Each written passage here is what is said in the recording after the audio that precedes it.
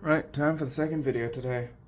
Now, for those who don't know me, which I doubt it if you're watching this video, but let's say you don't, wouldn't shock me. I am, putting it bluntly, let's just say it outright, I'm an imperialist, no point denying it. But for this, I'm actually going to talk about why I believe in imperialism and specifically my views on how things should go. So let's look at an argument for Pax Americana, or an American peace. See, for many years, and honestly centuries at this point, the idea of balance of power has played a big part in diplomacy and geopolitics. For example, let's look at an old war, the War of Spanish Succession. After the last Habsburg king of Spain died, what ended up happening was everyone was rushing over and thinking, what about the balance of power? Because Spain, under the Habsburgs, was aligned with Habsburg Austria. And so with it suddenly going to either another Austrian candidate or a French Bourbon candidate, you suddenly had some issues. Because now the question of balance of power changes. If France, Spain, and the UK, or I believe just Great Britain at this time, are roughly equal in power, and then suddenly Spain switches sides, that's a big deal. So a big part of that war was just balancing the powers against each other. This continued. In the 1800s, after the Congress of Vienna, a erstwhile establishment of a balance of power was created, especially in Europe, which allowed Britain to go and colonize several other places. And as things go on further and further, this idea of the balance of power continued. And in the modern day, this reflects in the major powers of the day: the European Union, People's Republic of China, Russia, and the United States. All effectively try to expand their influence and balance the growth of others with their own. The PRC makes overtures to African countries to try to expand their influence there. The EU goes down and tries to influence those countries as well. Russia tries to expand its influence in the Middle East and Syria.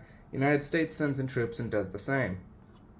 These people are trying to balance the powers to ensure effectively that they are the ones that come out on top. Because if you think of a scale, balance of powers is the idea that every scale is balanced so that when the weight shifts, things aren't going to be too shaky.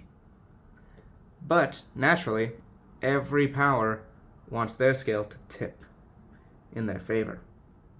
And so they try to unbalance it by pushing it towards them.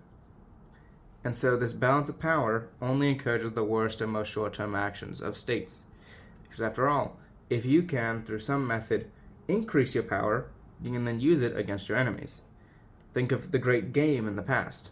For those who don't know, the UK and Russia would actually compete over the Middle East, specifically the area around Afghanistan, don't know why I was thinking Africa, Afghanistan, India, and Central Asia.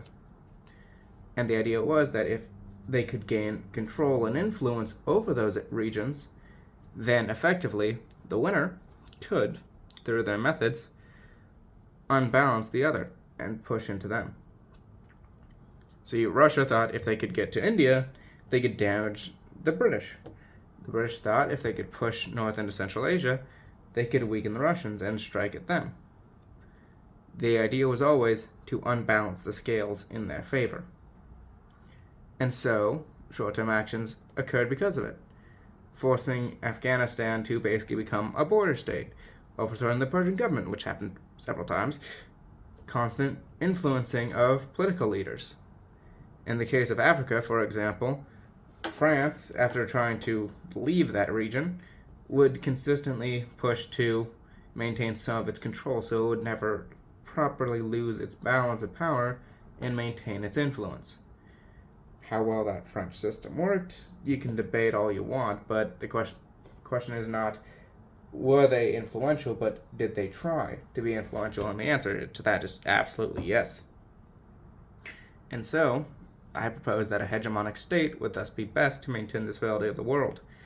If one state is without question completely dominant, completely unbalancing the current system, well then naturally, that state can effectively dictate terms.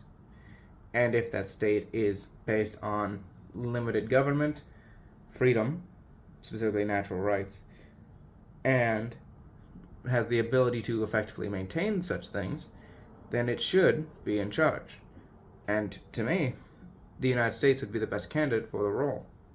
It has a large population, meaning it could sustain a war and maintain just general geographic shifts and just demographic change. It has a robust economy, best in the world in terms of just raw GDP, and it's very high in GDP per capita too.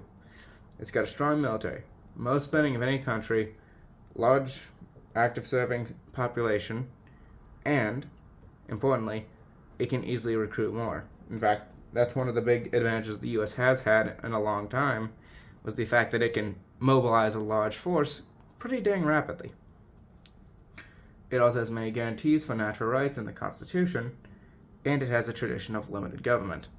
How limited that government currently is another matter, but the idea of having a limited government where local authorities have more power to effectively manage things as necessary is a tradition of the United States, and it's one of the big things, especially for conservatives in the country. And so naturally, if it's a hegemon, it won't be constantly pulling in Athens and trying to abuse its power, because it'll think, hey, do your own thing, we got our own problems. Just stay loyal to the US, do your own things, make sure you don't screw up, and we're good. It will thus allow for states to manage their own peoples without constant US interference, while still paying heed to the US and protecting their rights of their peoples, because if they don't, well, the US is the biggest stick. And so, having the US as a hegemon would allow for greater economic growth due to its general support for free markets and free trade, emphasis on general there. It also is generally a supporter of personal freedom, thus, again, benefiting others by essentially forcing others to adopt the model, and would still allow for self-government for other states. And that is a big deal, because when it comes to other states that the US deals with, and which exist in the world, that do try to assert their own influence, like, say, France in Africa, as given as an example, Russia and Belarus, and honestly, most other places, and the People's Republic of China and North Korea, when it comes to most other governments, they do heavily pressure those on side to basically say, hey, do what I want. In particular, France was quite powerful in Africa and basically controls that currency even to this day. Now, some of that is being weakened, but you cannot deny without question that France's actions were absolutely a massive power move and caused a lot of issues when it came to self-government in the region. Russia and Belarus has basically maintained a dictatorship there for many years, and the PRC basically is the handler of North Korea. Now, sure, they do restrain North Korea on occasion, but for the most part, the PRC in North Korea basically gives them marching orders.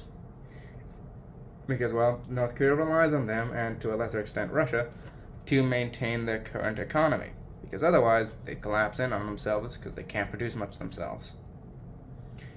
And of course, the PRC has a number of other instances, and they're particularly known for their debt traps. So, yeah, I think it's safe to say, as a hegemon, you really don't want the PRC. And so, a true Pax Americana is what I would recommend.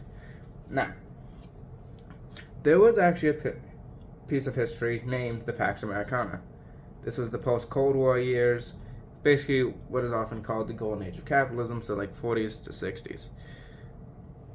And during that period, the US was considered the basically great power of the globe that could dictate terms. The issue was, of course, with the United States, it still had a superpower rival in the form of the USSR, which, while not the strongest economy, was definitely up there, and importantly, could easily call upon a lot of allies and a lot of manpower just in itself. So the USSR was not exactly some pushover. This means, of course, that the US was not truly a hegemon. It had a lot of influence, yes, but it was not the undisputed leader of the world, much as it tried to be. So this would be essentially a revival of that concept, but pushed to its logical end. A true Pax Americana where the US is hegemon of the world, while still allowing autonomy for other local states. This would allow them to take care of their peoples and do what they see as right, while still maintaining, for the good of the people, their liberties and allowing for the growth of their economies. Frankly, I wouldn't even object to the US basically serving as the military for the world. Everyone else just abolishing their militaries and the US defending them? I mean, sure, it would definitely require an increase in the military budget, and let's face it, that budget needs an overhaul anyways. But, sure, it would be more expensive, but it would reduce the threat of other countries while simultaneously growing US influence. See, the whole point of peace is to allow for people to live their lives happily. A state of peace built on oppression is not truly peace. It's just an internal war between the government and its citizens. But a true peace, an American peace, now that, I believe, would be the best for everyone. Feel free to disagree, make your own points, go ahead, try it. And I hope you enjoyed the video. Have a good one.